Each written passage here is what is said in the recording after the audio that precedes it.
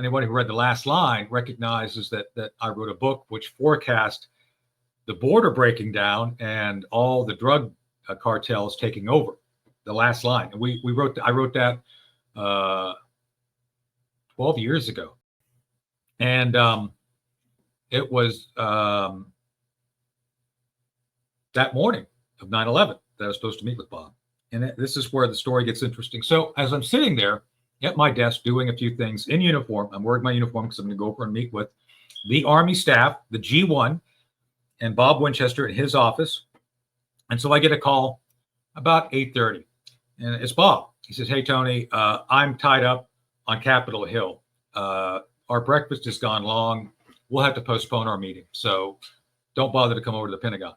So I didn't think everything twice, like, okay, no big deal. I had a curdle to babysit anyway, just saying. So I started doing other things, figuring out how I was going to spend the rest of the morning then. And it was about that time, after I got settled in, the first plane hit. And it was like shock. Nobody knew what to make of it. And over the next half an hour, I actually called over to my friend Mark Garlasco. Mark is a friend on Facebook. Hey, shout out Mark, because he was actually working in the Pentagon. And we started talking about, hey, what the hell are you hearing?